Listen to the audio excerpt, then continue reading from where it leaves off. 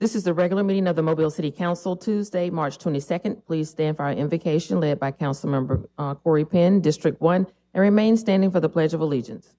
Let us pray. Father God, we just thank you right now, God, for the city of Mobile, the council, the staff member, the administration, our mayor right now, Father God, Lord, and every person. We declare, Lord, that this meeting, Lord, we have unity. Give us strategies to help take our city to the next level. Thank you for unity right now, God. We lift up our city. We pray for our city, God. We bind up any crime, any violence right now. We declare, Lord, that it's going down. And we thank you right now, God, that our community is working together in unity, that we are stronger together, and we call it done. In Jesus' name we pray. Amen.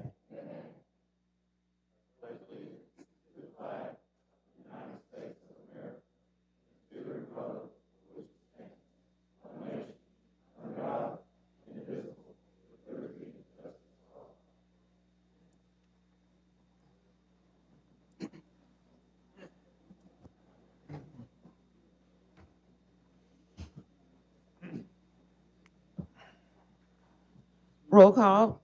President Small. Here. Vice President Gregory. Here. Councilmember Penn. Here. Councilmember Carroll. Here. Councilmember Reynolds. Here. Councilmember Daves. Here. Councilmember Jones. Here. Statement of rules. And good morning, everyone. Good morning, everyone. Good morning. We are now approaching the spring season. So that means that grass has started growing. If you see a blight piece of property that's near you, dial 311 or dial 208-5311 to report it, because it's that season.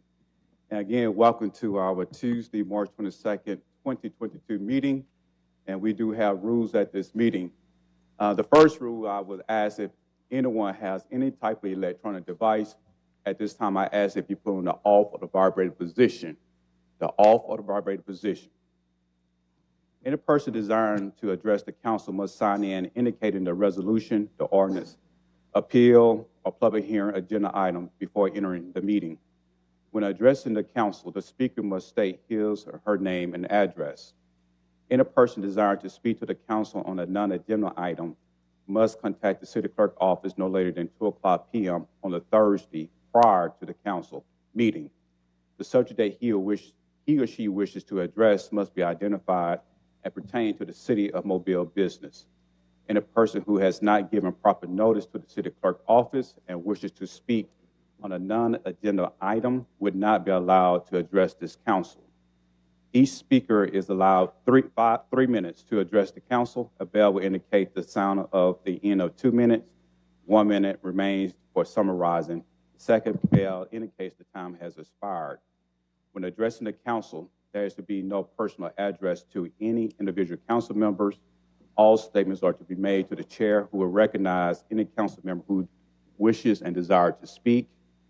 To maintain decorum, there will be no undue applause and or public outcry allowed. Madam Clerk. Approval of minutes of March the 8th and 15th. So move. Second. Been properly moved in second. Any discussion? All in favor? Aye. Any opposed? Communications from the mayor. Good morning. It's almost a full house. It's good to see everybody. Certainly appreciate you being here. Yesterday, in the aftermath of the violence that we saw over the weekend, Chief of Staff Barber, Director Batiste, and Chief Prine and I held a press conference to directly address the issue. Our remarks were pointed toward the criminal justice system being broken. You know, we specifically pointed out that as soon as we make arrests, individuals end up back out on the street. These are violent offenders that end up back on the street. One of the things that we see is that because of the system being broken, there are many individuals who want to take justice into their own hands. And so shootings begat shootings from a retaliatory standpoint. When you look at what's happening in the court system, part of it is because of COVID and the system shutting down. The judicial system us no longer handling trials. But we have 142 murder cases awaiting the grand jury. We have 193 just murder cases awaiting trial in the circuit courts. We have 335 untried murder cases, and we have people shooting at police and at innocent bystanders that happen to be in the area. We are not going to tolerate that. Comments made yesterday, I'll make it again today. We're going to use every single influence that we have to push every hot button in the community, within the judicial system, to make sure this stops. And we need your cooperation. There are many that know who some of these perpetrators are, and anything that you can do to help us in this would be greatly appreciated. Changing notes, Friday marked the last day of the first 100 days of a 100-day plan and a 1,000-day framework. We're truly impressed, and I hope you are, with all the things that we've been able to accomplish. We created a scorecard to outline what all had been accomplished, and we plan to release that this morning. Overall, if you just look at the number of things that we said we were going to do and the things that got done, it comes out that we received a B. I will take a B. There were a lot of courses I wish that I'd had a B in. Differential equations was one of them. Anyway, that's another story. But our staff right now, we are looking at what we're going to do over the next 100 days. There are several of the things that we didn't accomplish in the first 100 that we will address during this second 100. And we will be releasing the full plan for the second 100 days at the end of this week. At this time, I'd ask Director Patisse to introduce to you our Officer of the Month.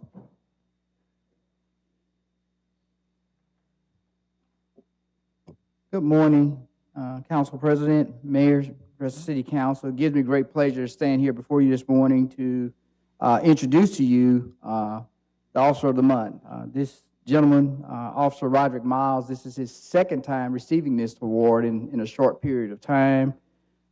He attended Williamson High School here in Mobile, and so it lets you know he's vested in the community. He grew up in our community, in particular as we deal with some of the trying times that we deal with right now. The Mobile Police Department honors Roderick Miles as the Officer of the Month for February 2022. Officer Miles joined the force in March of 2020. He is assigned to Precinct 1 and works patrol. During the month, Officer Miles responded to 51 calls for service, 23 backings. He made 10 felony and 32 misdemeanor arrests and issued 59 citations. He is commended for his efforts in apprehending drug offenders, recovering stolen firearms, safely resolving in a highly motivated situation involving a person threatening to cause harm to himself and others. Officer Miles consistently performs at an incomparable standards and is a true leader amongst his peers. And so it gives me great pleasure to introduce to you Officer Roderick Miles.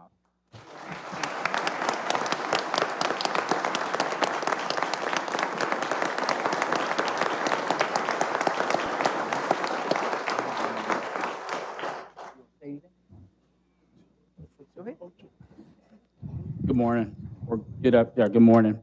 I just want to thank the police department and the citizens in the community, rather, for allowing me to serve and be a part of their community and interacting with me on a day-to-day basis. So thank you all for your time.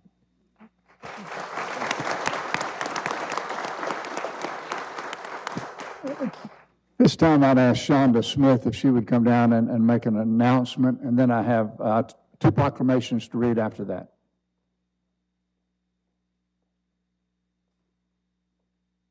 Good morning. I would like to have our basketball team to come down, please. Come on down. Everyone.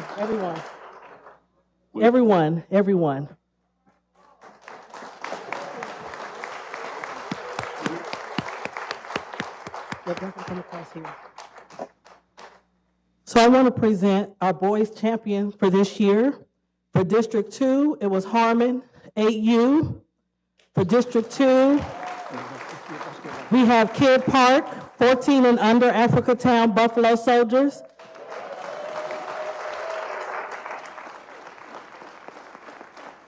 And we also have District 1, Figures, 8 and under as well, 10 and under, I'm sorry. This team was also able to go to the state championships and represented the city as well and won. So let's give them a round of applause.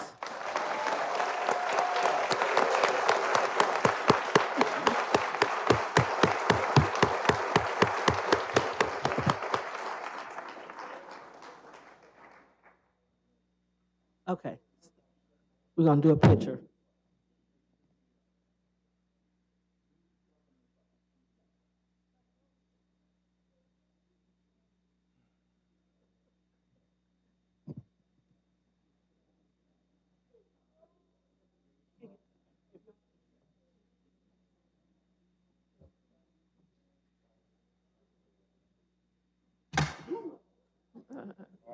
It's okay. It's paid for, don't worry about it. You okay?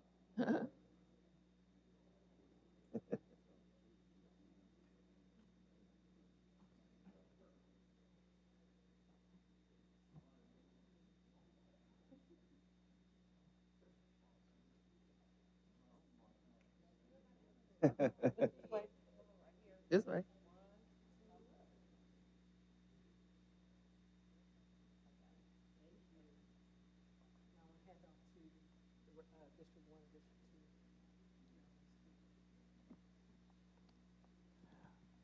Well, the first thing I wanted to congratulate all the basketball teams. Y'all make some noise for these young men again.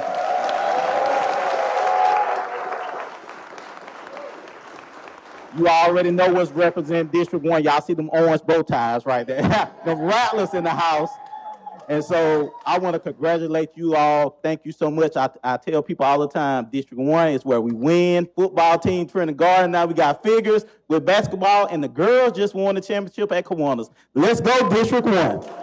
Congratulations.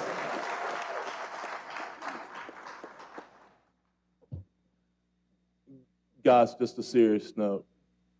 After all we've seen this weekend in our city with gun violence, with crime and, kids shooting one another and people fighting each other and death in our city, this is where it starts. This is where the foundation of our community starts, with coaches giving of our time and teaching our kids, involving them in programs like this. This is where we win our kids, right here. This is where we win. And this is where we should be putting skin in the game. When they need our resources, we should be giving it to them. When they need a way to get back and forth to a state championship, we need to be giving it to them. When they are winning, we need to be saying, congratulations. We need to continue to plant the seeds of leadership in them and not let it go astray. I was a basketball player. I was a football player. I played in the rec league when Marion Shepard was the commander-in-chief of this program. I ran track for Coach Curtis Harden and Altice and Spradley and Pepper Rice, who are no longer here with us. That is what made the foundation in our communities. And those same types of foundations are being made by these coaches today. These winners will remember this all their lives. All their lives. All their lives. So kids, I congratulate you. Remember what it feels like to be a champion. Take that feeling of championship and implement it into everything that you do every day. Be a winner. And can remember that this feeling is what you want to feel all the time. Congratulations again.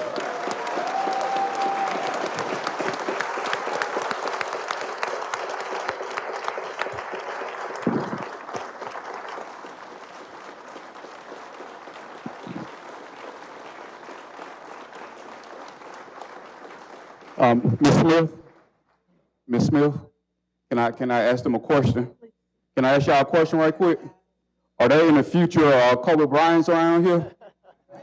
Are they in the future Michael Jordans around here?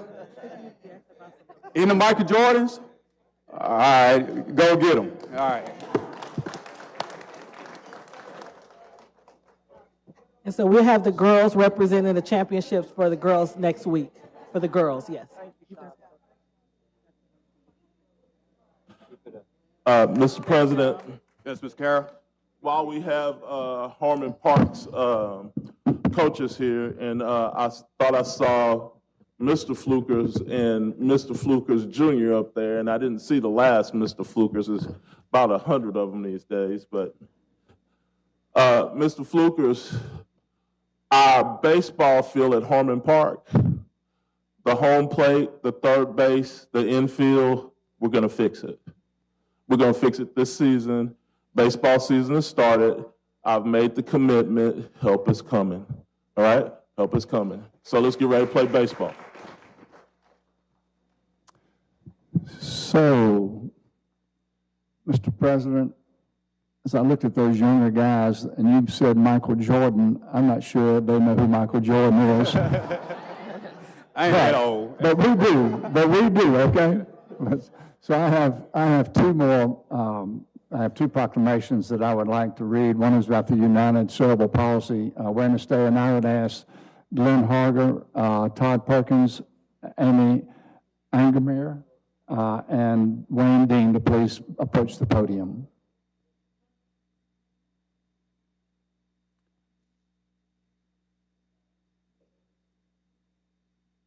And I'm going to read the first proclamation from here, and then I'll read the second one from up there.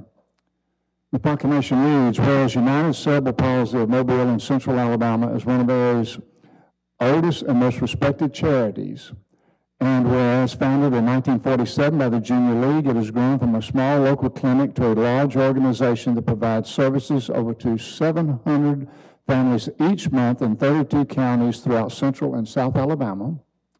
And whereas the primary mission of United Cerebral Palsy of Mobile in Central Alabama is to promote the independence, productivity, and full citizenship of the people with cerebral palsy and other disabilities, and whereas UCP of Mobile offers programs that start at infancy and continue through adulthood, and whereas each year, March 25th is designated as United Cerebral Palsy Awareness Day, therefore, I, William S. Stimson, the 108th Mayor of the City of Mobile, do hereby formally proclaim March 25th as United Cerebral Palsy Awareness Day in the City of Mobile.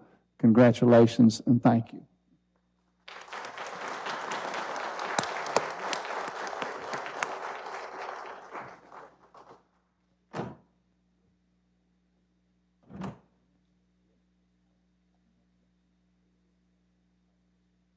Hold on, just 1 second. Don't run off. We have one other proclamation, and this has to do with the gentleman that's standing immediate to my left. And the proclamation reads, whereas Glenn R. Harger, has worked for UCP for 33 years, 1 year at UCP of West Alabama, and 32 years at UCP of Mobile in Central Alabama. And whereas under Harger's leadership as president and CEO, the charity has grown from a budget of $300,000 to $4 million and has gone from 12 employees to 75. And whereas UCP of Mobile has grown from a small local clinic to a large organization that provides services to over 700 families each month in 32 counties throughout Central and South Alabama, which now offers programs that start at infancy and continue through adulthood.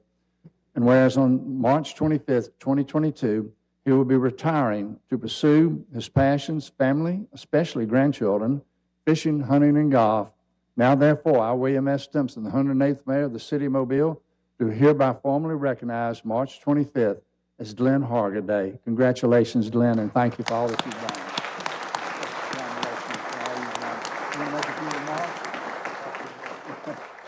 He's going to make a couple of remarks, as he said, if he can.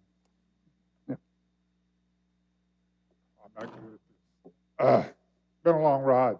Been a wonderful time, and I'm one of those guys that just sort of got close to everybody. So I've been a big bundle of fat, and they always gave me a hard time. But I'm just an old teddy bear that gets things done most of the time. And we have an incredible staff that makes things happen day to day with people with disabilities in this community and a number of counties around here.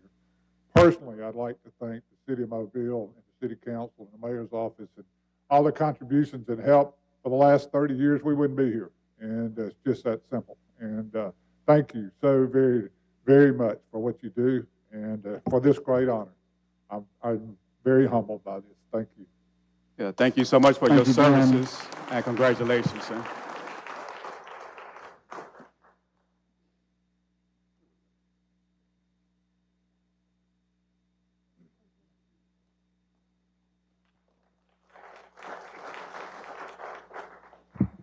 That concludes my remarks. I would like to acknowledge the former mayor, Mike Dow. He's in the audience with us this morning. Good to see you. Madam Clerk. Adoption of the agenda. So moved. Been properly moved and second. Any discussion? All in favor? Aye. And opposed? Agenda is adopted. Appeals, we have requests for a waiver of the noise ordinance on April the 9th in Cooper Riverside Park, April 15th on Bienville Square, April 20th in Bienville Square, May the 7th on North Monterey Street, May 21st in Bienville Square, May 28th in Ladd Stadium, August the 31st through September the 11th on Lions Park Avenue. So moved. Been properly moved and second. Any discussion? Yes, Mr. President, on Mr. Carter. Lions Park Avenue, I'd like to make sure that we add to that noise ordinance that the noise shall not leave the park. Any other discussion? All in favor? Aye. And opposed? Appeal passes. Appeal of the Planning Commission's approval for a planned unit development to allow multiple buildings on a single building site at 1867 Pritchard Avenue West and 100 through 110 Joel Court.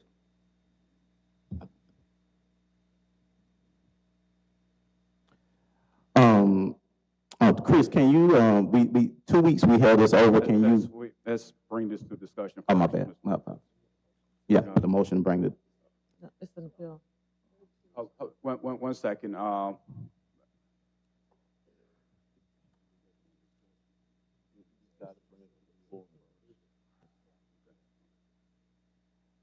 Is there? Yeah. Okay. Is there anyone that's present that would like to speak upon this particular appeal?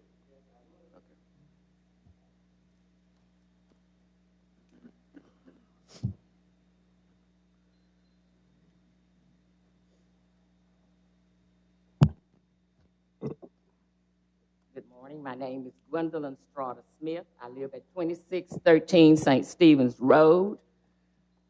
At this point, I would like to correct inaccurate information that was stated earlier this morning. Mr. Penn did not use the 2 weeks for the holdover period to meet with us. Let me be clear, there was not a meeting with the residents. I am requesting the appeal of the Planning Commission's approval of the PUD for 1867 Pritchard Avenue. As previously stated, the appeal would allow time for Councilman Penn, the residents, and the developer to collaborate, to have our concerns heard and efforts made to mitigate the adverse effect to our adjacent property. We're not trying to stop this development. We're trying to make it better. There's a need for housing, and we want housing in our community that improves the quality of life for all residents and beautifies the neighborhood. We're asking for relocation of two-story buildings. The developer mentioned the costs. Since the plan has to be redesigned to show more accurate setbacks and relocation of a building, we ask that these two-story buildings be included in that redesign. This will move some of the population density away from the majority of adjacent residents. This design has no vegetation buffers and vegetation screens. PUDs require screening for impact of visual encroachment, lighting, and noise. This plan has been approved with no screening. Please review the height impact and the lack of buffers and screens. The developer purchased the land and the plan from the previous owner. We have been told since it was previously approved, there's nothing that can be done. This PUD was approved in 2016 and 2020. However, In 2022, we are told we must accept it. This is a problem because were there no technical nor building advances in 6 years? Although appeals were not filed, our objections should be on record and on file for 2016 and 2020. The Plan Unit Development Review, by definition, examines the design of the development to consider and provide protection from adverse effects of adjacent properties, as well as provide protection of adjacent properties from the adverse effects of the PUD. This PUD review failed to protect adjacent properties as was required. We are saying, let's do this together. With community engagement, this development can be a model for multi-family housing. Please send this back to the Planning Commission and approve our appeal. Is there anyone else that's present that'd like to speak on this particular appeal?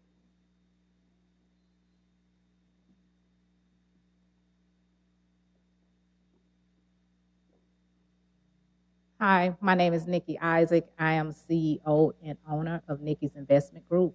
I am the one that purchased the property at 1867 Pritchard Avenue. Give us your address again. My address is 3357 Brooklands Way West, Sims, Alabama, 36695.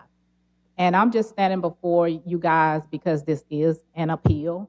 And so basically, did the planning committee do anything wrong in their decision? I already been on trial, so I don't feel that I should go on trial again.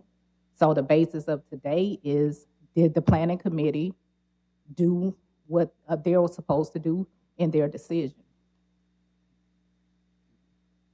All right, thank you.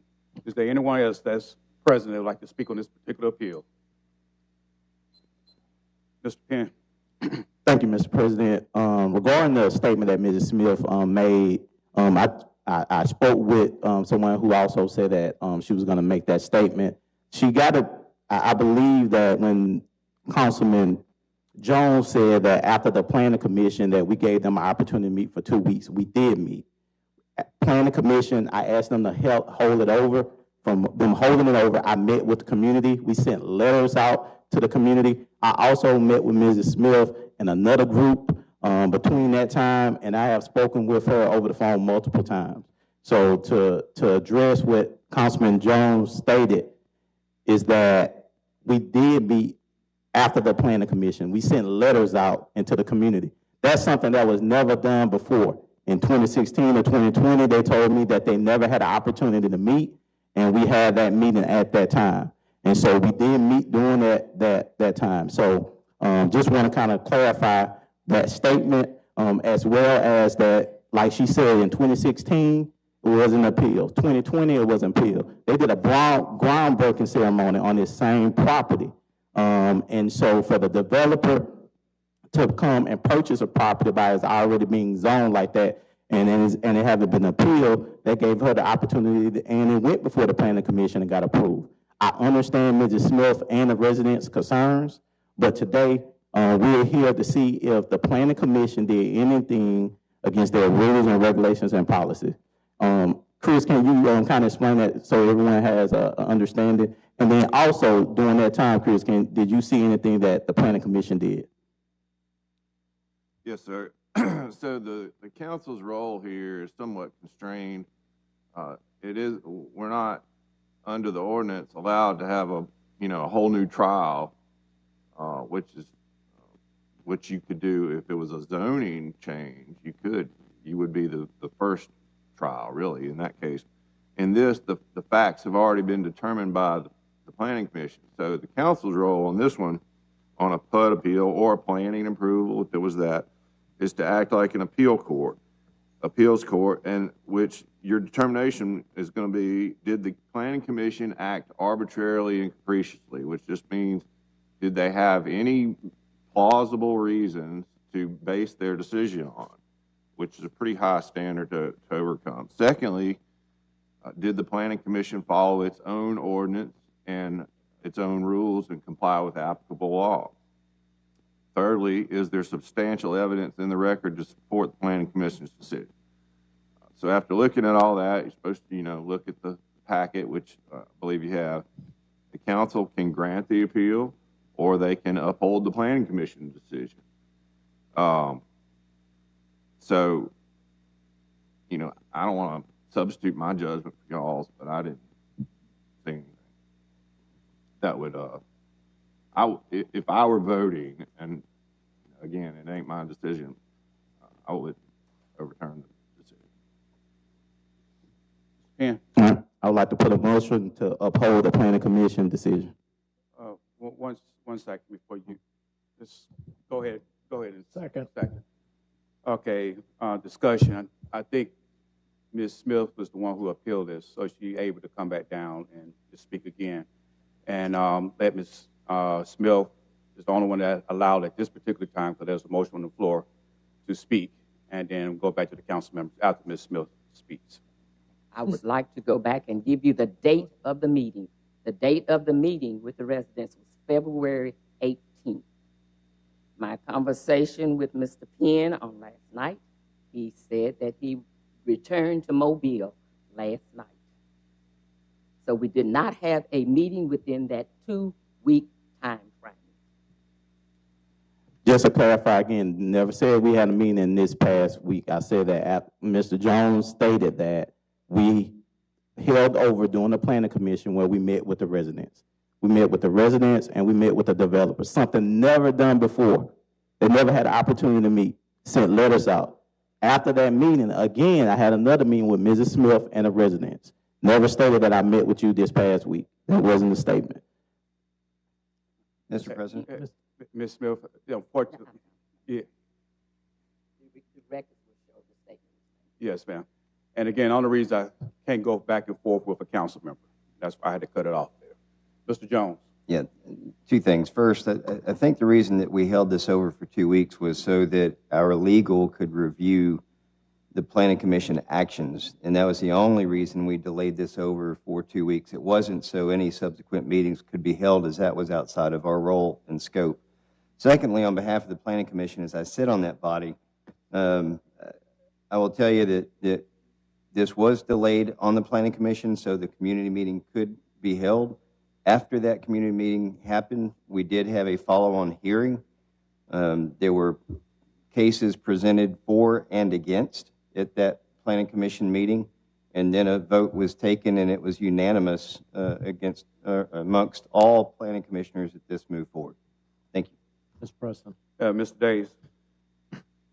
The only issue before us, as Mr. Arledge has pointed out, is whether the Planning Commission acted arbitrarily or capriciously in making its determination. We have had no evidence presented to us this morning that that's the case. As a matter of fact, the evidence indicates that the Planning Commission did act within its authority and did consider various points of view and did arrive at conclusions of fact. So my vote will be to deny the motion to appeal, the request to appeal. Any other discussions? Mr. Carroll. President. In the development world, a lot of times there is a section required for community outreach and communication during the design phase of the project. I would like to know if Ms. Smith was living at the residence during the time of design phase and outreach from the developer, or was she living somewhere else and came home to find out that there would be a new development in her neighborhood that she was not part of? That's a legitimate question, is it not? Were you there, Ms. Smith, during the time of programming and design with the developer? Were you living at the residence?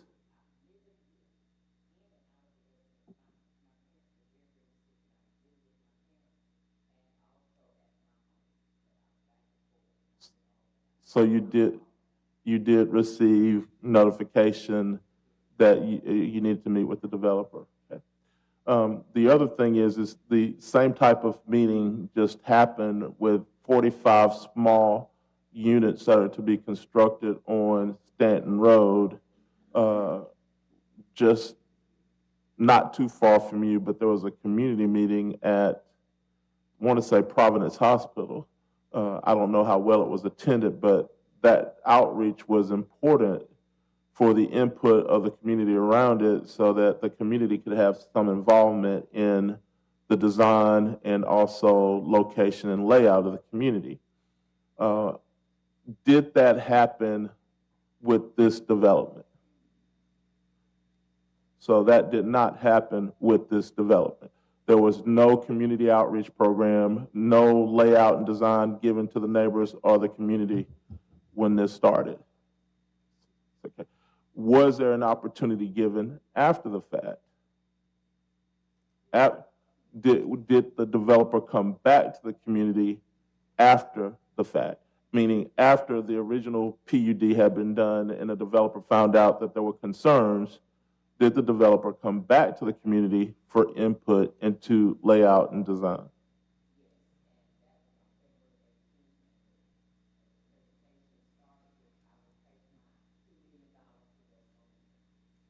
Okay. Did the developer offer any consent? Did they give any in the design to accommodate the neighbors?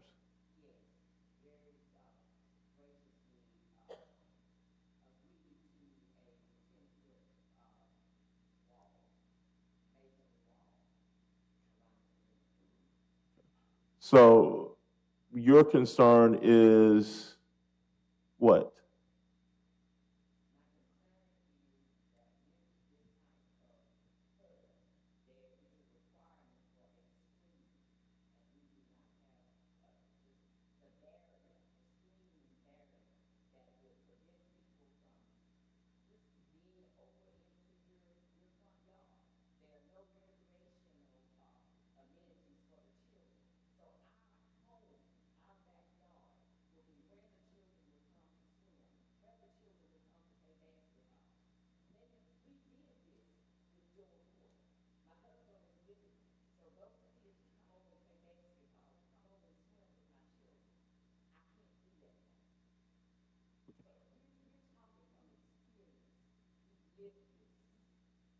So does the 10-foot fence prevent them from coming over? Does that prevent them from walking? They'd have to jump a 10-foot fence to get to your yard, right? And then the screening, if I remember right, by ordinance, that doesn't have to be anything but landscaping and shrubberies.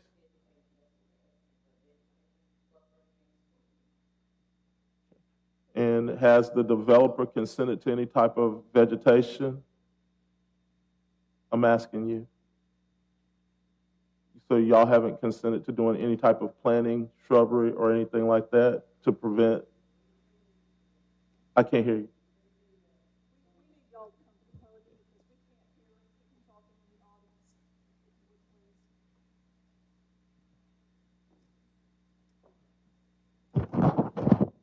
Everything that I agreed to is in the PUD.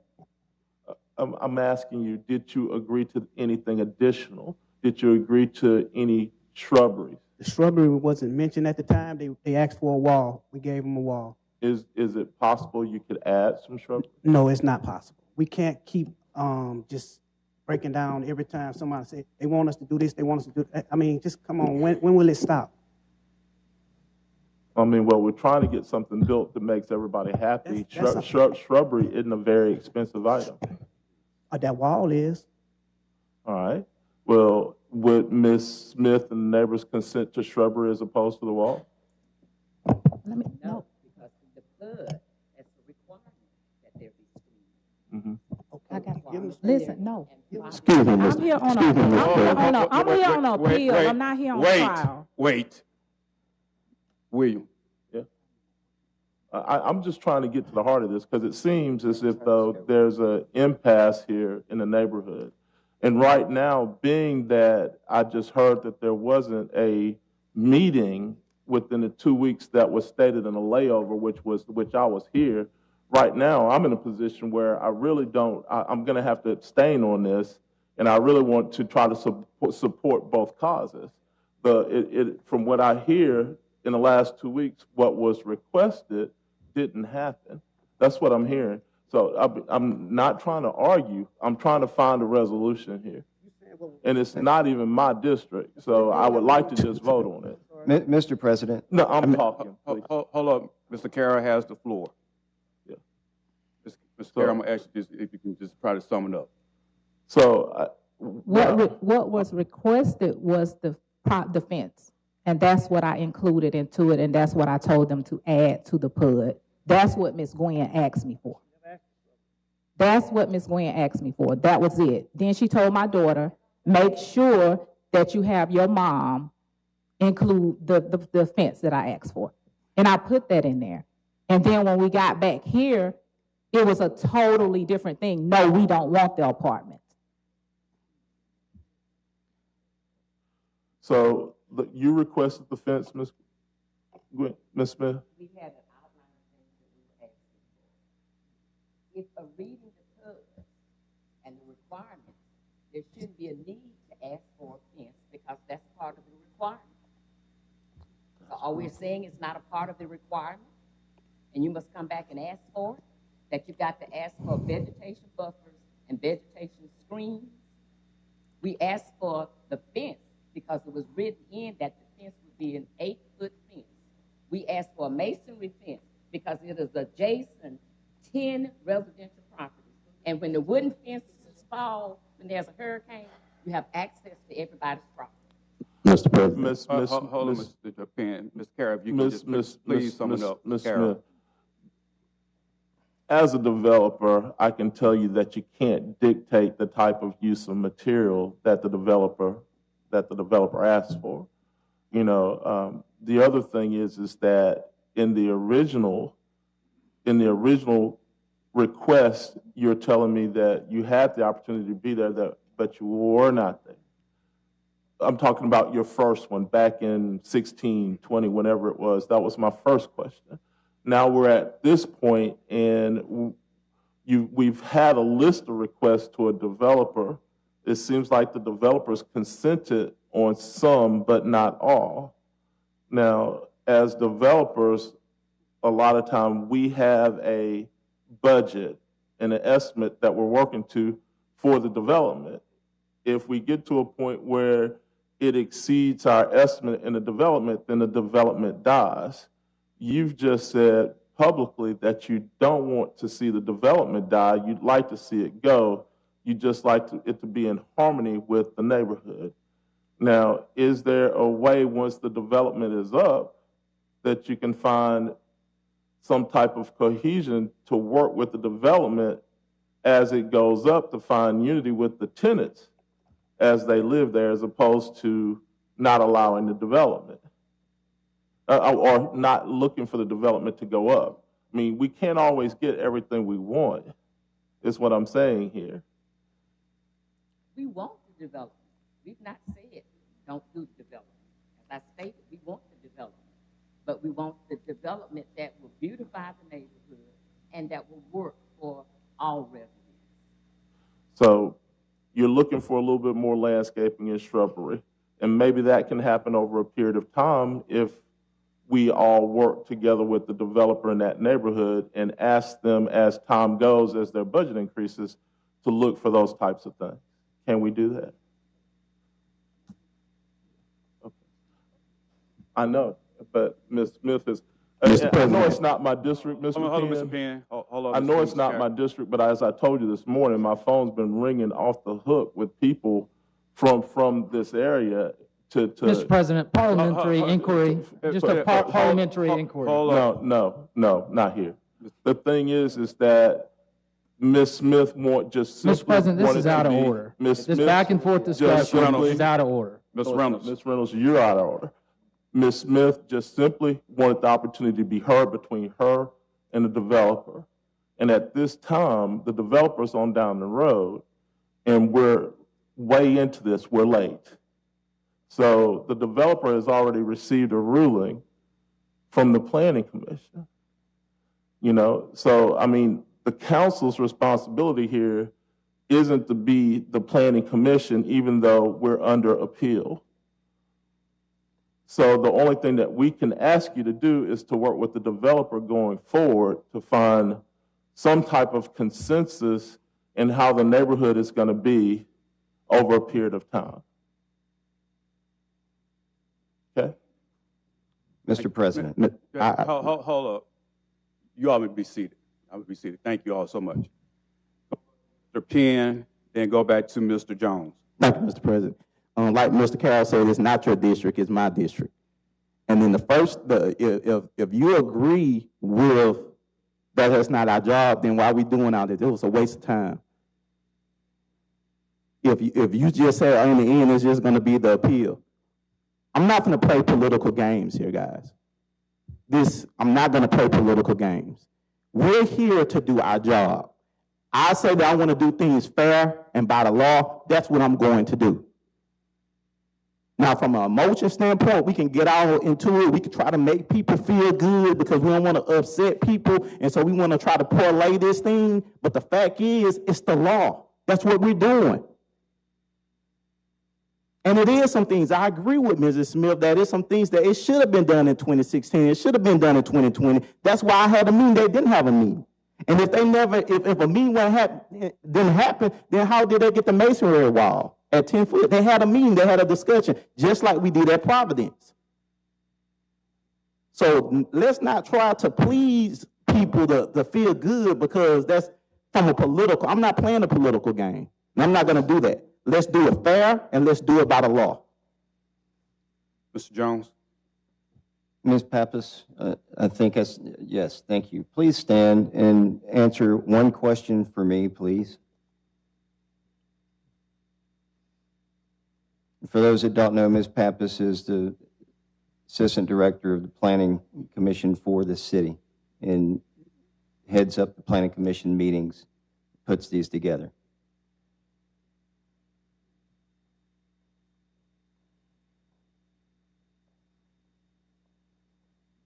One question. Yes, sir. For this PUD, I know you're very familiar with it. Were the conditions and finding of fact for this PUD leaving anything outside of the requirements of the law for this city? With the exception of the masonry wall, they're exactly the same as was approved in 2016 and 2020. So there's nothing that is left off legally from the PUD that was submitted to the Planning Commission? That's correct. Thank you. The last point, and I want to be very clear here, the 2-week holdover was not to hold any meetings. We couldn't hold any meetings because that was outside of the scope and purview of what is before this council.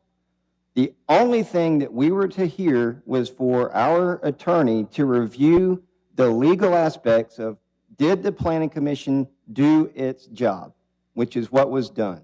Any other meeting is outside of the scope of what we can do. Thank you. Any other discussion? The motion is to approve the appeal. We have a second. I already did. No, the motion is to approve, Mr. President. Hold up. We have a motion already on the floor. Right. Oh, I'm sorry. I thought. We have a motion. I'm glad I asked the question then, because I thought the motion was to approve the appeal, but it's to uphold the Planning Commission. Okay. Good. And it's been second. We had discussion. Okay. Any other discussion? Anyone else?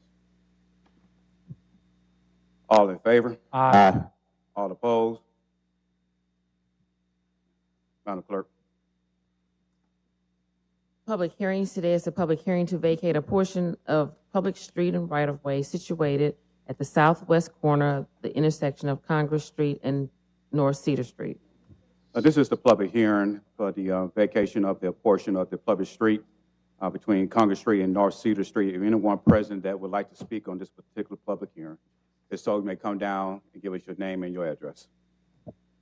Yes, sir. Good morning. My name is Fred Renfrey with Historic Mobile, 261 Dolphin Street. We just heard about some of the Planning Commission's flood requirements. At one point in time, a Planning Commission requirement for subdivisions was to require adjacent property owners at the intersection to deed over land to the city for right-of-way. It's a pretty anti-urban policy.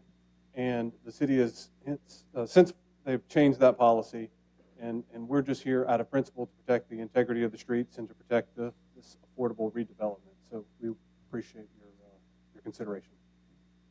Anyone as president that'd like to speak on this particular public hearing? If not, this particular public hearing is closed. Public hearing to consider refusing to renew the business license of TR LLC doing business as Discount Zone located at 507 Azalea Road. This opened up the public hearing to consider the refusal of this particular business license. Is anyone present that'd like to speak on this particular public hearing? If so, you may come down and give us your name and your address. Good morning, President of Council, council members, mayor, and staff. I'm Wanda Rahman, attorney for the Mobile Police Department and also the Mobile Fire Department. This morning, I would like to present some testimony and some evidence for this resolution, setting this hearing to consider the refusal to renew the business license at 507 Azalea Road in the city limits of Mobile. With me today, I have Captain Jonathan Lee, who's head of the Narcotics and Vice Unit. Also have Sergeant Patrick Sanders, who's also working in Narcotics and Vice, and also our Municipal Code Enforcement Officer, Terrell Washington. And they're going to present an overview of what's been going on at that location. And then afterwards, I'll come back and summarize the legal aspect of what's going on. Thank you. Good morning, Council President, Council, Mayor, staff, Director. I'll try to summarize this as best I can. We're talking about 507 Azalea Road Discount Zone. In November of 2021, I received a phone complaint from a local citizen of drug activity at the location, loitering, even shots fired in the neighborhood. The citizen was so frustrated that not only did they call the police, they went to the store, and she advised me that even an employee of the store was upset that she called the police and even was confrontational with her. I do have past knowledge of the store. I was lieutenant over narcotics and vice in 2016, 2017, from October 2016 to March 2017. We did an operation in that area, and we did in other gas stations as well, where they were selling glass pipes along with Brillo pad at the same time, which made drug paraphernalia. We did multiple buys at that location during that time, and a search warrant at that location where we recovered 48 Brillo pads, 20 metal pipes, so on and so forth. At that time, the business was registered to TR LLC. The owner of that was Mr. Muhammad Azmir. We did a search warrant at the business and a document search warrant at his location, his house. We recovered some property there. He later came and picked that up. Fast forward to May of 2018 through July, we did another operation, did 13 control buys in the parking lot area of that location. And then again, here in November 2021, after receiving that phone call, we started to do another operation, another investigation.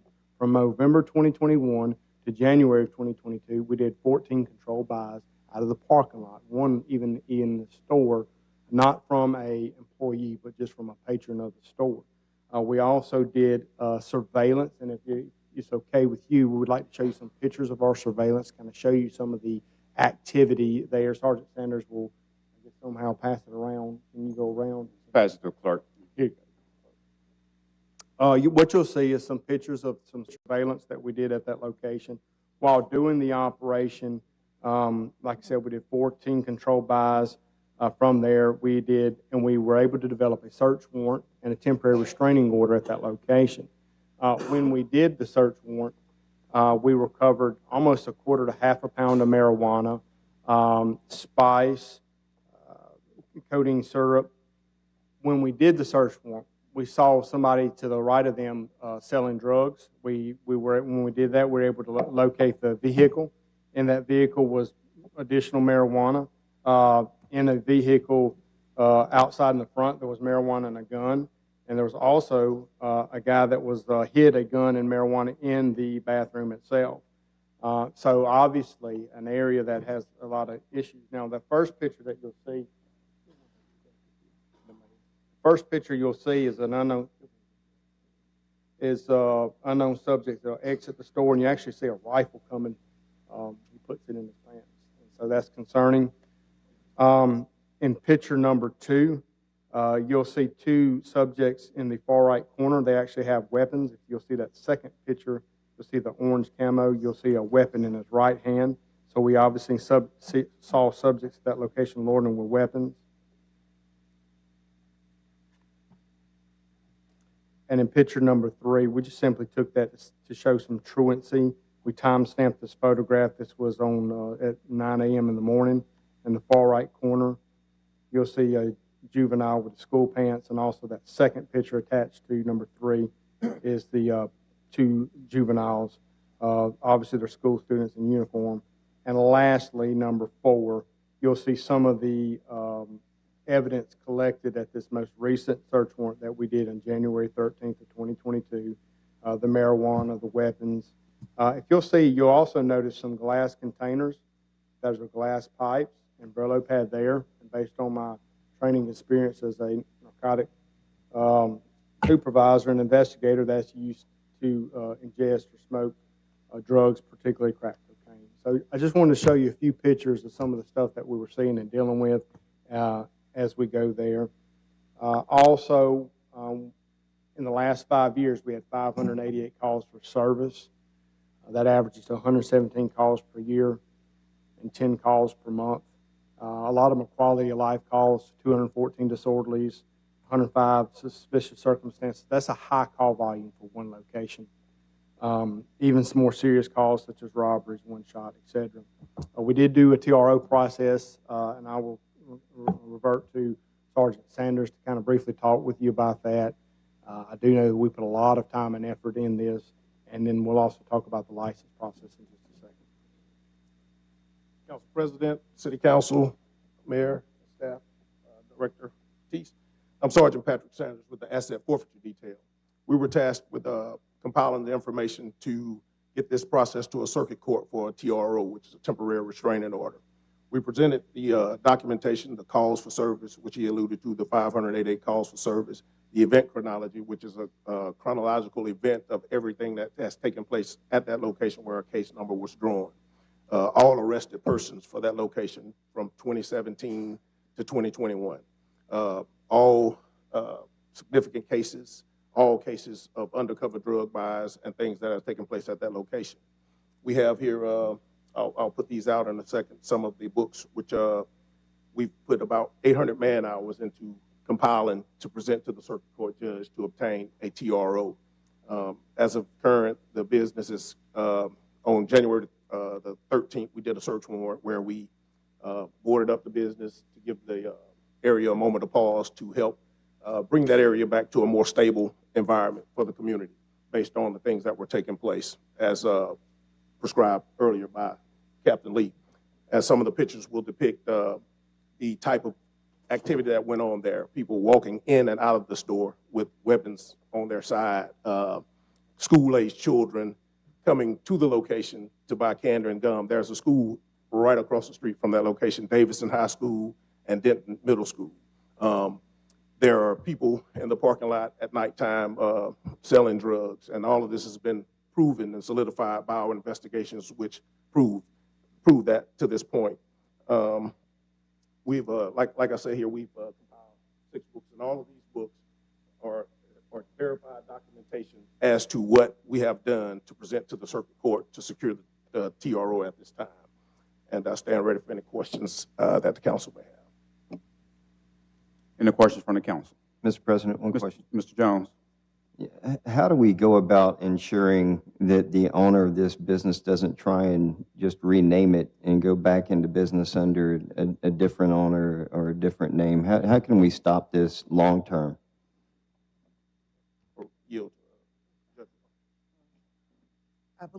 I believe the only way we're going to stop this is if we prevent another convenience store or gas station from operating at that location. The problem has been, and since I first came before you, we had Hussein Abdullah as the owner of the business. What we have determined is once Abdullah stopped running the business, he's got a corporation, he switches it and gives it or changes it to Mr. Asmir. Asmir runs the business, and then, of course, he might get someone else. So the bottom line is that it's almost like a shell game. As soon as we figure out who's the owner, who's operating it, then they'll get out of the business, and then lo and behold, one of their colleagues will open it up again. So we've gone from Mohajir Corporation to the TRLC Corporation, and yet they all know each other, and they all live in neighboring subdivisions. And so, you know, this is a lot of man hours, 800 hours of actually doing surveillance, and we have been diligent in trying to get this behavior to stop.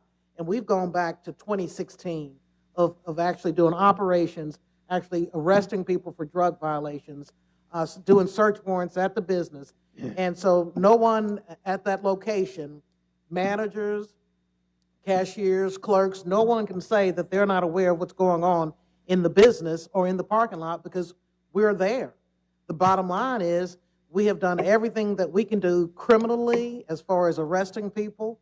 We have gone into circuit court. I've gotten temporary restraining orders. I've locked the building up. And I know that once, if we don't keep it locked up, it's going to open up again, and that same behavior is going to continue. And mind you, this is a business that is across the street from Denton Elementary School and also Davidson High School. And so these children who are having to walk to and from school, they're subjected to people in the parking lot selling drugs. And if you saw the long guns of people just blatantly walking with guns. And so it's a disaster waiting to happen at that location. And the playing devil's advocate, you know, some people would say, well, you know, they need a convenience store, they need, you know, somewhere to go, but they don't need that kind of store. And so you've got other locations that they can go to stores, but to continue to allow this activity to occur, we're just being derelict in our duty. And of course, you know, the police department, everybody's stretched thin, and we have dedicated a lot of hours to just this location. We do a search warrant, it stops for a couple of days and it goes back. So this is activity that's been going on since 2016. So my only remedy for this is to, obviously, to not allow them to get another business license, and perhaps not allow anybody else to come back to that location and operate another convenience store, because we're going to have the same activity. And we've had two different owners, and the activity has not stopped. The criminal activity, drug activity has not stopped. Thank you for that, and thank you for also the work that your entire team has done. I do believe it's made that area safer for the schools as well, so appreciate your involvement in that. Thank you. I can address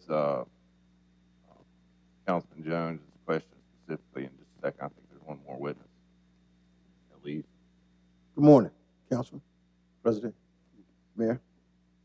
I'm Terrell Washington, Municipal Enforcement Officer for the Asset Forfeiture Unit. My duties mainly was responsible for checking to see as far as the who owned the business, who owned the property, who applied for the business license, who applied for the ABC board. And everything was consistent with the same names of the individual from 2007 up until we did the TRO. So everything's been confirmed that these are the same individuals. And again, like the captain and sergeant said, they're very much aware of what was going on at that location. So again, we checked everything from the top to the bottom as far as the owners, the license name, and everything is in compliance to the fact that these individuals are the same name that have been on there since the business opened. I would like to add one thing, if I may. We kind of had some brief discussions about this last time. From 2009, the TRLLC has had a business license up until 2019. And along with that city business license has been an alcohol license. They were not issued a city business license in 2020 or 2021 because of delinquency and taxes paid for 2 or 3 months. However, one thing I did find and discover was they still had a current state alcohol license. And so by going back and forth and talking with city revenue and talking with the Alabama State ABC Board, what we've discovered is they do a very good job of communicating at the startup of a business, but they renew their alcohol license yearly online. And so it's not a requirement by the state to ensure that a business has a current city license. They do require that, they do make sure you have insurance. It is something we've talked to the state about. We are going to work on that. Because you can't have a state alcohol license without a current business license. They're just not checking that. So we're working with them to kind of catch that loophole, so to speak. They do communicate well at the beginning, but that's one of the things I wanted to bring up and see there. But also, after we did the search warrant, the ABC board required them to temporarily surrender their alcohol license as policy to the state board. So now their alcohol state license has been surrendered as well.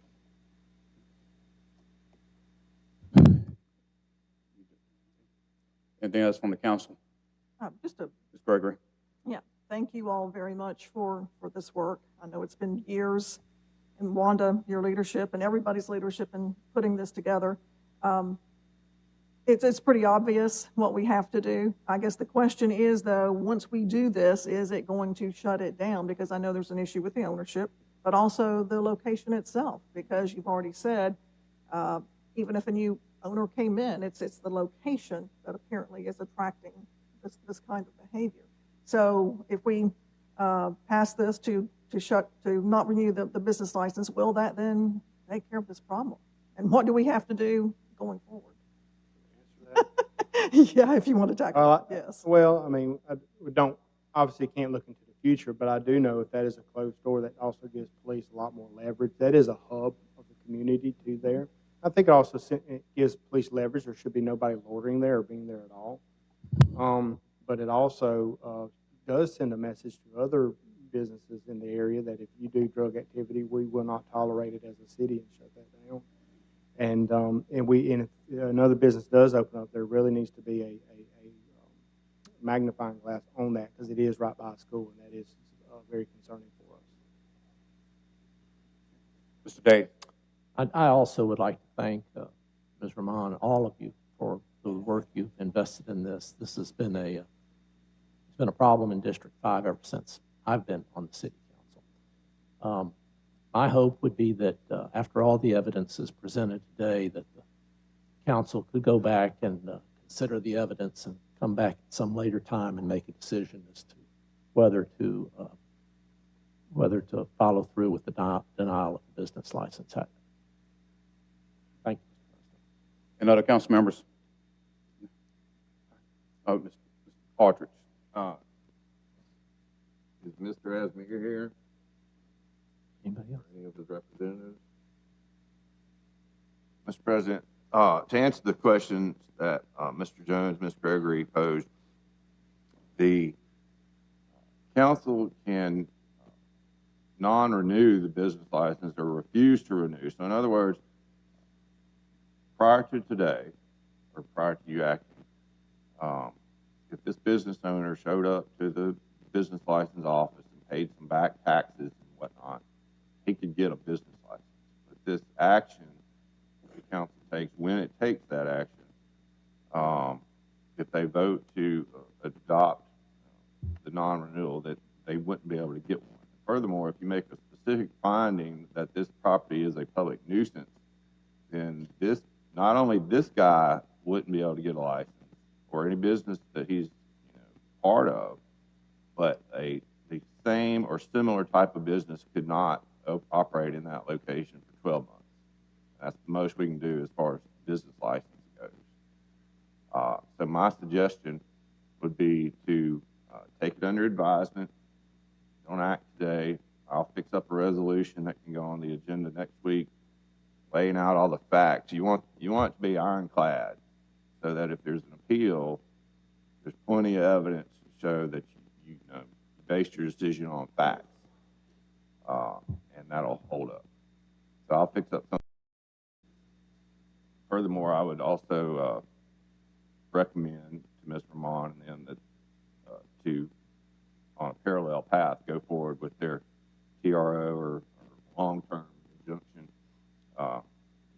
Any avenue you can get, take care of this. Yes, sir, I'll do that. Just for the council's information, I do have another hearing before Circuit Court on April 13th. As I said before, the business has been shuttered. They were given an opportunity to do an inventory of the business and remove all of their inventory out.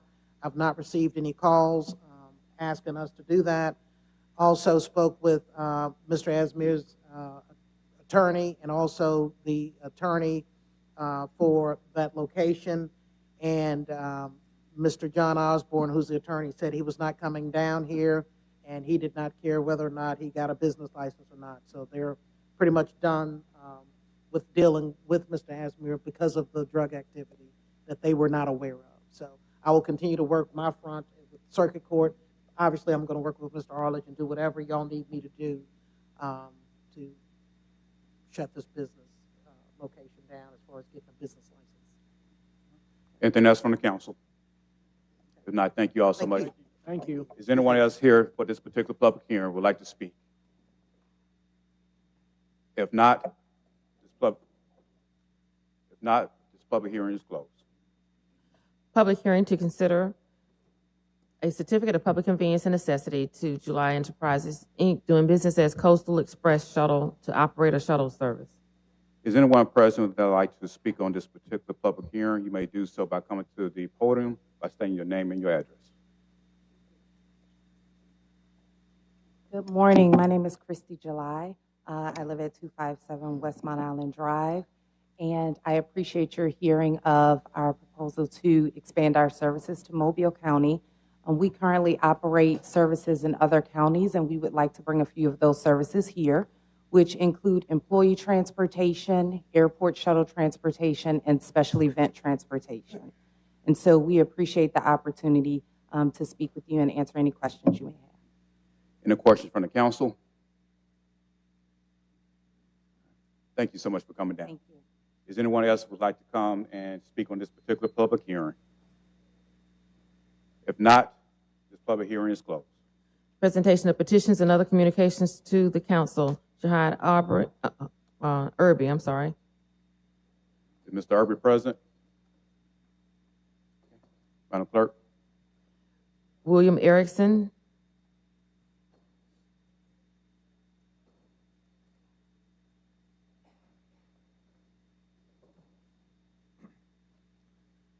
Mr. President, Council, my name is Bill Erickson. I'm the president of the Mobile Firefighters Association, IFF Local 1349, with 236 active MFRD members and counting. I'm proud to represent the majority of professional firefighters in Mobile. After 8 years of promising... Can I get your address, please? Sir? Your address. My personal address, 433 Jan Drive, Fairhope, Alabama. Thank you, sir. Yes, sir. After 8 years of promising to make Mobile the safest city in America, Mayor Stimpson has created a police department that is losing over 100 officers a year and a fire department that cannot find enough applicants to even fill our current recruit class. By training dozens of police officers and firefighters each year but failing to offer the competitive compensation necessary to retain those employees, the city of Mobile effectively runs a welfare program for Baldwin County and the Mobile County Sheriff's Department. Our primary mission is to fight fire, but our department has not met the NFPA 1710 minimum staffing standard of 4 firefighters per fire truck in over 12 years. When we are not fully staffed, we cannot provide your family the protection that they deserve. Rather than recognizing the incredible sacrifices that our firefighters and paramedics made to protect this city during the COVID pandemic, Mayor Stimpson has proposed a pay raise for police officers that excludes firefighters and ignores the decades-old parity protection in our Personnel Act. Rather than meaningfully supporting your exhausted police and fire departments, Mayor Stimpson is offering a pay raise to MPD that will not retain police officers, but will crush the morale of the MFRD. Mobile firefighters already earn less per hour than Costco employees. It is easy to understand why someone would prefer to sleep in their own bed every night and stock cereal during the day rather than take a pay cut to go into burning buildings and attempt to revive dead children. When there is an increase in shootings in Mobile, there is an increase in bloody trauma patients in the back of our ambulances. The City of Mobile has over $150 million in reserve funds. Offering a genuinely competitive career path for your police and fire departments would cost an additional $15 million a year. Mayor Stimpson, your proposed pay raise for MPD is no more than a Band-Aid on an arterial bleed. We cannot make Mobile a safe city with underpaid and understaffed police and fire departments. Plan A failed. What is Plan B? Thank you. Thank you.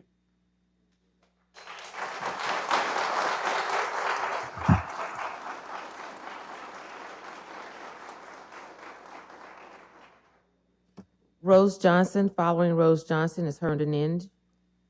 Mr. President?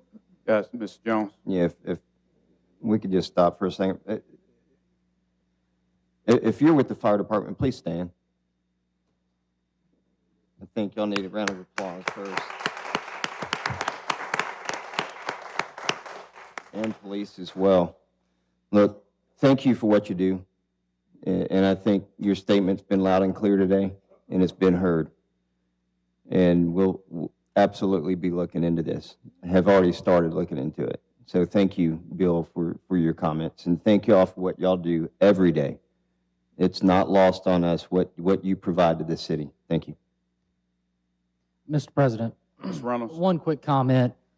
Help that you guys can provide to us is to help provide us the disparity that exists, amongst what firefighters are paid in the area, or, provide that disparity to us so we can look at it and know real numbers. Where is the disparity? Not just comparatively to police officers or public works or anything like that, but, fire department to fire department. That way we can look at the facts and we can arrive at a good conclusion to make sure we've got adequate pay for our public servants. And as Councilman Jones said, thank you all for all that you do.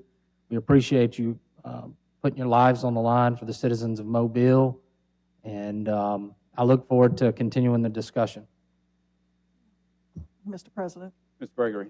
I just want to join my colleagues in thanking you all for being here today. It's good to see you all as always. And I think you hear from my colleagues as well that we too want to make sure that you do get competitive pay. We think that's very important. And we will look forward to working with you and, of course, the administration and trying to make that happen as we go forward. So thank you for what you do, for your service every day. And Bill, thank you for coming and for being willing to work with us and provide us with information when we need it. Mr. President. Ms. Penn. I want to join in with my colleagues. Thank you, Bill, for coming down. Thank you to the Mobile Fire Department. I have family members. I have church members that are part, and I know the service. So, again, thank you. And whatever we could do to work with the administration to make sure that y'all have those competitive pay, we're going to try to do that. Thank you. Thank y'all so much. Herndon Inge. Following Herndon Inge is Brandon Agee. Is Ms. Johnson not here? She's not here. She had to leave. Thank you. I'm Herndon Inge. My address is 4058 Old Shell Road, Mobile. I have stood before you on a number of occasions to represent self-determination of a neighborhood. And I'm here simply to ask that the certain districts proposed by the mayor's redistricting plan not be split up for political purposes. The neighborhood, the integrity of the neighborhood, the demographic makeup of the neighborhood should be retained, and the city should look at all redistricting plans and its impact on the neighborhood, and not just the one plan submitted by the mayor. I understand there are 2 additional plans, so thank you for your attention. Brandon Agee. Following Brandon Agee is Katie Herndon. AG present. If not, Ms. Herndon present.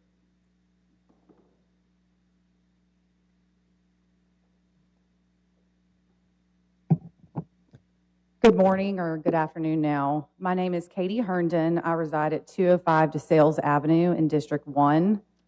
I am a millennial, and I represent the next generation of Mobilians who are currently raising children in our community.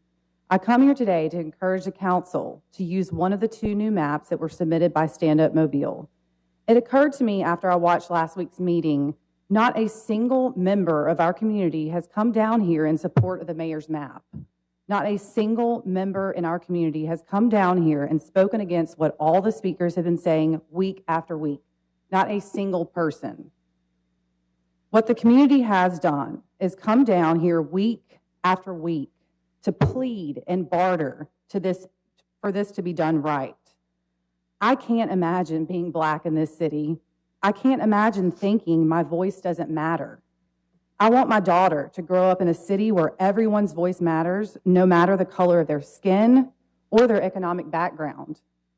It's so clear that if one of the new maps is implemented, the community will be happy and encouraged, and there will be no lawsuits. The potential our city has is outstanding, and we need to capitalize on it. There are so many studies that show having diverse leadership helps develop more creative insights, offer alternative and comprehensive solutions, and thus helping them to make decisions that better serve our city. What I want to imagine is having a city that is equitable and diverse. What I want to imagine is a true One Mobile, which ensures our Black brothers and sisters have a respected voice. It matters, and it should deeply matter to the City Council. And those young men who stood down here this morning, their futures and their voices matter. Thank you for your time, and thank you all for serving our city. Reggie Hill, regarding resolutions 21-220, 01-243, 08-247, 21-269, and 21-270. Thank you, Madam City Clerk. Citizens and stakeholders in Mobile, Reggie Hill, 1007 Center Street. Good afternoon. I had some things written, but so much going on here today. I'm just going to speak, I want to say from the heart and mind, but it's some of both. I'm just going to start with 01243. I submitted questions to everybody. It's always said to put things in writing. So we're going to see if that actually gets us anywhere. Hopefully we'll get some answers in the coming time frame. Excuse me, but I will say this. 01243 will not be successful unless the citizens and the community is involved. So unless we have input, whether that's through an ordinance or resolution, whatever it's going to take, unless everybody's at the table, it's not going to be successful. I want to combine, no matter of fact, before I do that, 08247. We see, and I think this is what is this? If you look at 09265, we see where a transfer of funds from general fund to convention center fund. So just because something was budgeted, this was something that was mentioned at pre-meeting today, that does not mean that we can't move the resources. Now, we already have spoken on this weeks prior. We're losing money at this facility, and we're going to put in more than what we're losing there. Not that this can't be taken up at some later time, or not that we can't invest resources into bringing amenities to the city, but this is not the time to spend this much money on some chairs, y'all, on some chairs, with everything that we have going on. I want to combine 3 items together and speak on them collectively. 21-269, 21-270, and that was 21-220. And all of these are approaches towards improving public safety within the city of Mobile, and they are using ARP funds to do so. Mr. Jones, in his boldness today, requested that we go to Public Safety Committee in order to discuss the issues that are taking place in the city of Mobile. Well, I just want to take this last minute to say this. Doing that, unfortunately, is not going to solve the issue. Doing that is not going to make a difference. I wish y'all knew how horrendous it feels, knowing the blood that's on your hands simply because you survived in this city, knowing how many people are taken out because of your survival in this city. So I'll say this to the citizens. I apologize. I know exactly what to do to amend these situations. It's data proven. The information has been presented to all these people. But I haven't done enough to convince the superiors in order to release the support that's necessary to do that. I haven't done enough to convince the media to actually cover the stories instead of just blasting the drama each and every week. And I haven't done enough to convince the citizens to realize that we have to be active here in order to get those resources released to do what we got to do. Any business owner knows that you have to invest in something in order for it to work properly. We have the answers. We've seen them. If you know about IEPs, you know about Strickland, you know about people who have been arrested, whatever the case may be, gang violence, we've dealt with all of them. We've seen them take a 180. We have the answer.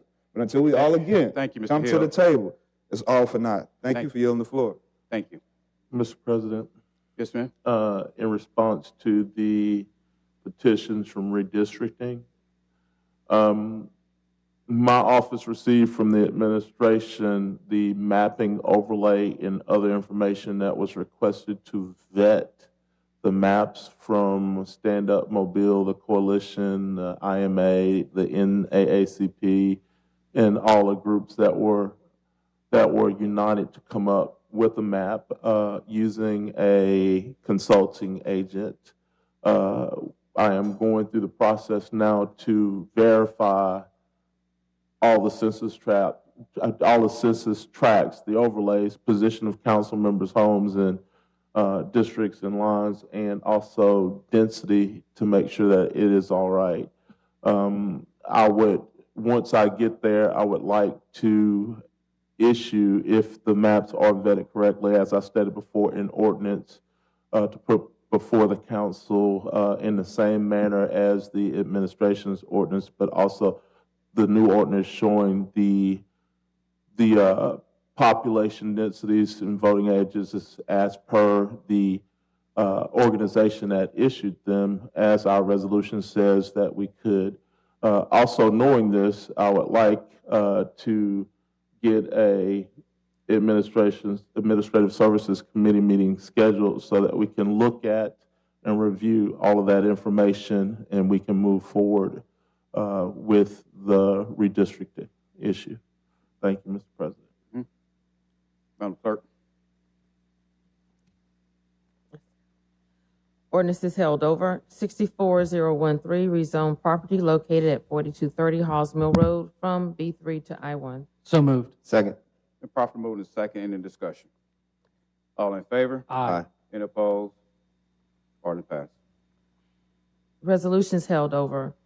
Are there any objections to taking all of these together? 01243 needs to be amended.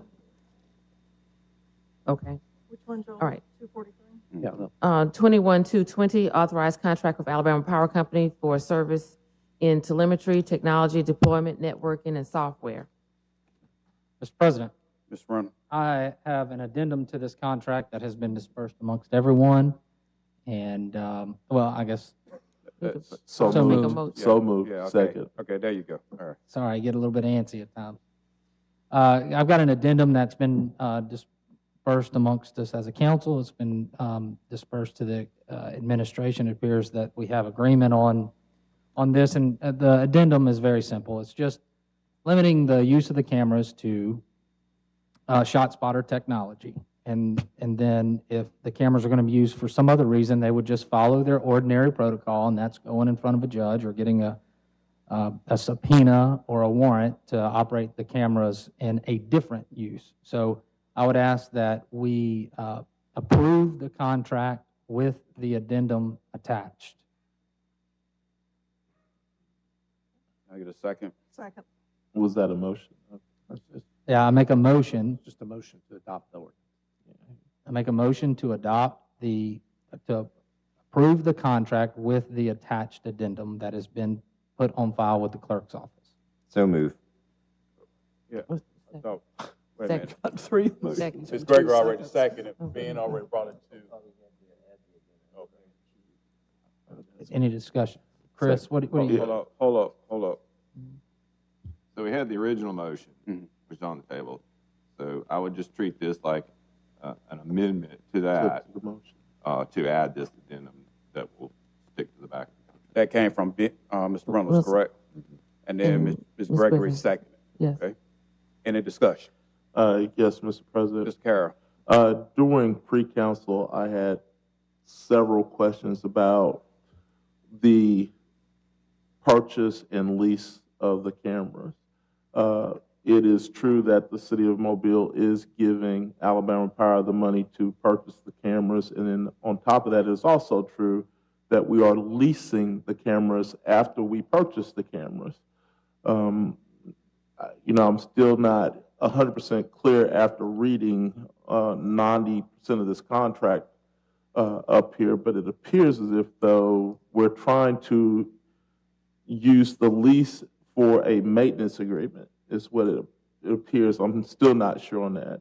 But sitting here with a little bit of quiet correspondence going back and forth, the public safety director has asked me to trust him on this issue, that it is beneficial to the city that we move forward with this type of agreement.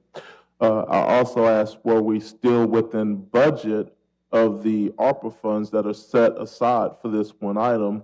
I have been told that we are actually under budget in that line item for ARPA funds for this line item. So I'm going to say that I'm okay with this, but I'm trusting as requested. So I'm in favor of this.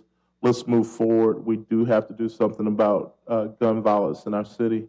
I think that the amendment is also a wise idea as far as privacy goes. So let's see if we can't move forward. Any more discussion on Mr. Reynolds' No. amendment? Yeah. Any other discussion? Okay, all in favor? Aye. All opposed? Going back to the original. Any other discussion? All in favor? Aye. All opposed? Pass. Okay, I'll take 01243 separately. 01240, authorize agreement with the Alabama Department of Transportation for sidewalks on O'Shea Road. 01241, authorize agreement with owner and artist for JBG Sculpture, Inc. to create, fabricate, deliver, and install Hall of Fame sculptures. 01242, authorize rights-of-way use agreement with MCI Communication Services doing business as Verizon Business Services. 08244, approved purchase order to CDW Government for network security and event management software subscription. 08245, approved purchase order to CDW Government for antivirus software subscription. 08246, approved purchase order to UJ Chevrolet for damage repair for Chevrolet Tahoe equipment services. 08247, approved purchase order to Mighty Light for chairs at the Arthur R. Outlaw Convention Center. 31248, authorize a grant application to the State of Alabama Department of Conservation and Natural Resources for the Alabama Coastal Area Management Program. So moved. Second. And properly moved and second. Any discussion? Yes, Mr. President. Ms. Carroll.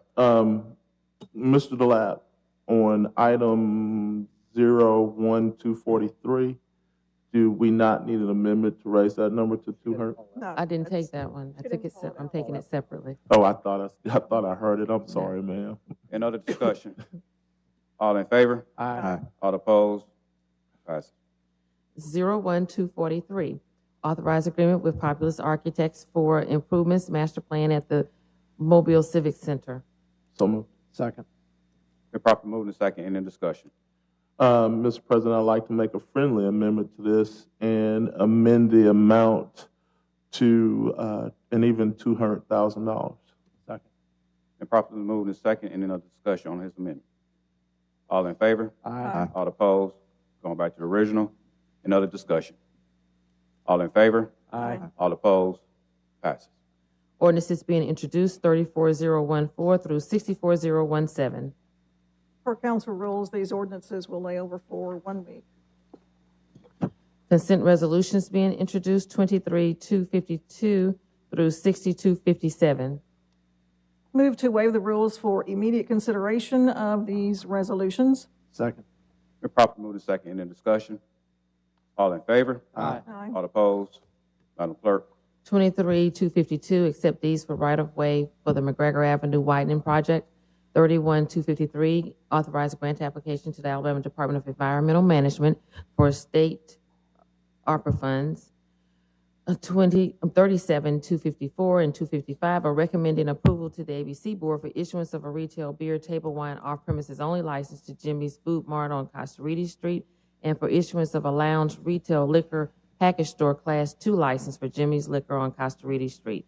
256 and 257 are approving award of special bonus to the Office of the Month and to the Administrative Services Employee of the Month. Second. Been properly moved and second. Any discussion? All in favor? Aye. All opposed? Passes. CIP resolutions being introduced, 01258. Move to waive the rules for immediate consideration of 01-258. Second. Been properly moved and second. Any discussion? All in favor? Aye. All opposed? Madam Clerk. 01258, authorize agreement between the city and ALDOT for traffic signal maintenance and operation program. So moved. Second. Been properly moved and second. Any discussion?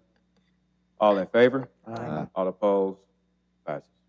Resolutions being introduced, 07259 through 47275.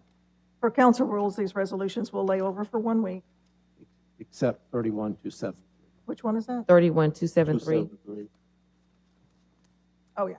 With the exception of 31-273, which is a grant application. Need a second.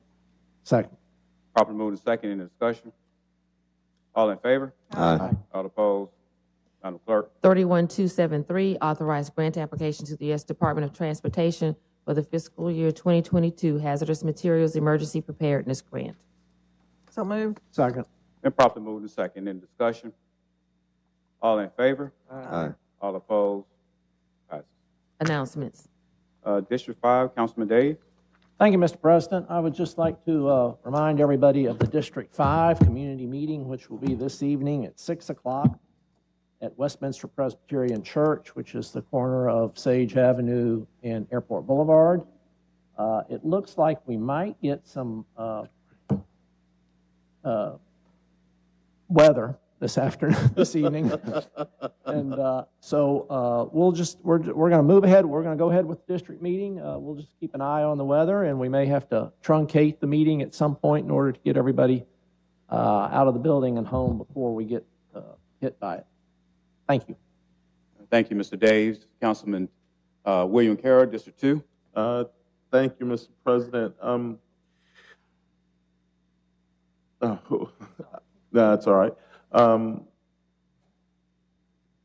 Again, it was a pleasure to see our sports teams from District 2 and these kids and the youth win state championships and bring notoriety to our city and to what our youth can do in the city of Mobile. Today, during pre-council, I mentioned a plan that I'd like to see implemented in the lower MLK neighborhoods and also in the campgrounds. There have been some funds identified from projects that have been left over from past times. Those funds are somewhere around $1,126,000. I am working towards implementing a affordable housing program and revitalization programs in those neighborhoods for housing restoration, land acquisition, clear titles, so that we can start a process of bringing hope to a community, so that we can start a process of cleaning up a community, one block at a time, creating block equity, and moving through a part of our city that hasn't seen it in some time. I will be asking the administration for assistance on this so that those funds left over from District 2 CIP funds can be used in that manner. We have several resources that we can use, but I am asking that we create another resource or avenue to create a specific area of revitalization. So moving forward, I'm asking the community to please start looking for this, and also to please start helping me identify those areas of real need where we can start helping people. Thank you. Thank you, Mr. Carroll. District 6, Councilman Jones. Thank you, Mr. President. Two things on the calendar. First of all, if you live in Carriage Hills or Asheville subdivision, we're going to have a community meeting tentatively set for the 31st, which is next Thursday, 6:30 p.m. at the Connie Hudson Center, to discuss the pending Milkhouse Creek subdivision that will be that is planned for that area. The second thing is April the 14th, 6:30 p.m. Connie Hudson Center will be having our next District 6 community-wide meeting. Hope to see you there. We'll be talking about the 311 process, redistricting, and public safety. Thank you. District 4, Councilman Reynolds. Yes, sir. Thank you, Mr. President. I would like to hold a CIP meeting on April 5th, if there's no objection to that, at 2 o'clock, immediately following the Finance Committee meeting, so long as we approve that meeting at 1 o'clock. So 2 o'clock, April 5th. That's after the council meeting. Also want to just briefly bring up, because it's been in the news pretty heavily, some of the public safety issues, and seems like they have pressed their way a bit into District 4 with Azalea Road and Cottage Hill Road. And I want to really just, as an outcry, as we've listened to our public safety officials explain what they think the problem is, and I'm no public safety expert. I have to trust what they're telling me, and they're telling me that there's an apparent shortcoming in our judicial branch that needs to be addressed, although this is a problem that we all have to face together. But I want to remind the citizens that are out there listening and paying attention that we are the elected officials here on the city council, and we have a mayor that's an elected official on city council, and we hear what you're saying. But also remember that our district attorney is an elected official. Our judges at the circuit court are elected officials. Our judges at the district court and circuit court are elected officials. Please take time out of your day to reach out to all your elected officials and make your concerns known to your government. That way they hear you loud and clear. And there is a call to action on everyone's behalf to do something to resolve the problem, because it's only getting worse. And if we just sit back and don't make our concerns known, we're not going to get the results we're after. Or somebody's going to come up with a plan that you may not agree with. So take action. All the citizens that are out there listening, take action and call the people that you elected to do the job. Thank you, Mr. President. Thank you, Mr. Reynolds. District 1, Councilman Penn. Thank you, Mr. President. This past week, myself and President Small had the opportunity to attend the conference, the National Lease of City Conference, and it was pretty amazing. You know, we had the opportunity to go to different sessions as well as the general session, and we had the opportunity to hear President Biden speak, Nancy Pelosi, and we met with our U.S. senators as well as congressmen in our area, District 1, Jared Carr. And it was a great opportunity to learn. And one of the things that I brought back is many things. We have too much time, but one of the things that I do want to share with you, I know we've been dealing with homelessness in our community. So I went to a session, and then this organization called Pallet, and it's pretty amazing, and I want to share that information. But Pallet is a place, a shelter village, and they provide security, provide dwellings in the community, as well as social service, food, showers, laundry, and it helped homeless people transition to permanent housing. And they had so much success. They have 3,000 beds as of right now. And I believe this is a great opportunity to invest in it, to see and get some information and see if that could work here in Mobile. I also had an opportunity to attend a session about broadband. We noticed through this pandemic that our kids really need help with Wi-Fi. They had to be at home, and a lot of them didn't have that service. And it's affordable broadband service that I'll share with the administration of ways that how we can help our community. They even have ways where you can purchase devices. So it was a great opportunity to learn. And I have PowerPoints. I have all the information that I can share with the administration if they would like, and my colleagues as well. Also, I would like to congratulate the 10U team from Figures Park Rattlers. They did an amazing job. Like Councilman Carroll stated, that we have to invest in them now. If we invest in our future, then a lot of things that we see now from crime and violence, they will have a better path. And so we got to give hope. And so I'm so grateful they had the opportunity. But I want to find ways where we can do more in every community. As well as this past Saturday, the Kiwanis Boys and Girls Club, also won in District 1 the Girls Championship. And I was excited because I was sad that Councilman Carroll couldn't get him a team because I really wanted to play him.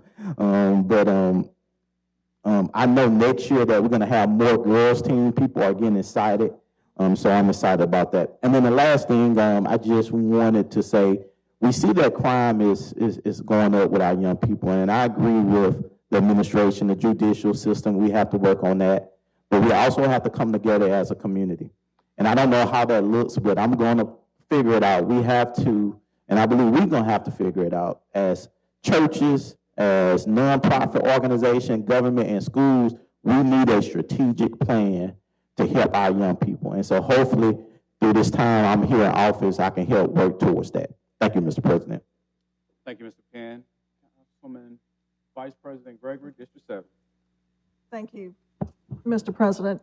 I want to thank the Emmanuel Baptist Church at Ziegler and University for being a gracious host for the community meeting that I held last week. This was a meeting strictly for residents in Park Forest to discuss whether or not they wanted to move forward with forming a community organization. And thanks also to Director Batiste and to Chief Prine for coming and speaking as well. It's always great, especially if you are trying to help provide incentive for neighborhoods to form these groups, to see and hear from leaders within the administration, especially our law enforcement. So thank you for coming. Also, many thanks to Earl Gochi, who is the longtime serving president of the Alpine Hills Community Action Group. He has just handed over those duties to someone else, but he came and also was able to help explain the duties of a community action group, what they do, why they do what they do, and just how they have been able to be successful. So hopefully residents of Park Forest will be interested in moving forward to form their own neighborhood association. And talking about public safety, we did discuss holding a public safety committee meeting during our pre-conference meeting. And if you look at our calendar, we're getting pretty booked up. I've already sent a message to our staff to look at some dates. We may have to double book on a Tuesday because Tuesdays are always most convenient for us. But we would also like to invite the district attorney and some judges to be with us. So it's going to take some work, I think, to get that scheduled. But just please keep that in mind as we plan our committee meetings going forward. Other than that, I think that's all. Again, thank you for everyone who came to our meeting last week to hear about how to form a community action group and why it's important. So thank you, Mr. President. That's it. Thank you, Vice President Gregory. To the District 3, last Councilman Corey Penn stated him and myself had our opportunity to go to Washington, D.C. on last week. That's why we wasn't present at the meeting. And there we were with many other council members and elected officials in Washington, D.C. and discussing different things and pretty much, things that we're facing here in Mobile. Of course, many other cities are facing also. Even our neighbor cities, Birmingham and Montgomery was present, sitting down and discussing. And great news that we have received there in D.C. and to be on the lookout for a lot of grants that's coming, our way to cities, such as solid waste infrastructure grants. And as Councilman Penn said, broadband. We found out that Chattanooga, Tennessee, is one of the top cities that knows how to do broadband, and I'm interested to even know exactly, what they're doing more by doing more research than versus what was presented to us in D.C. As Councilman Penn said, one of the classes we went to was talking about the homeless situation. And that's one thing that we were just facing with a couple weeks ago that was, in front of this council. And homeless, it was a big topic this year. And one of the things that I took away from that is, we actually have to see, what do they want? Do they want help? Or, what do they actually want? And do they want some assistance? And then figure out what they want and figure out what a long-term range is going to be. HUD will be releasing some more details of funding that's coming out really soon. They are expecting, homelessness to really increase by the fall of the year. So it's something that we really need to, look into very, soon. One thing that was also discussed was criminalizing homeless people.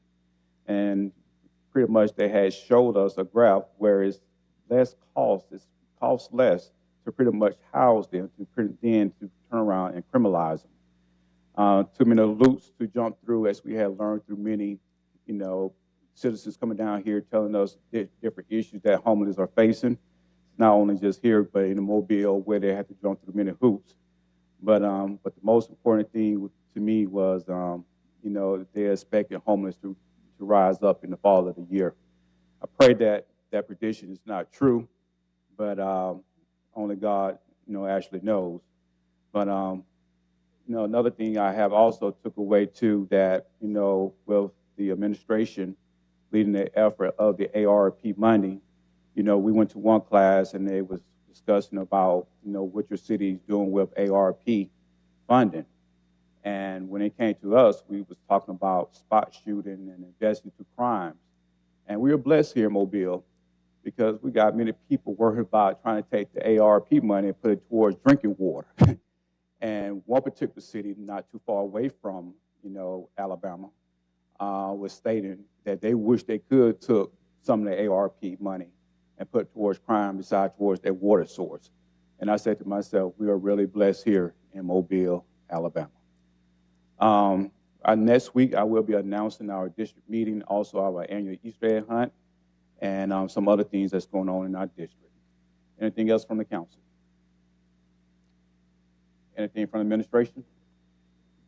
Can I get a motion to adjourn this meeting? Motion to adjourn. Second. Been properly moved in second. In the discussion? All in favor? Aye. All opposed?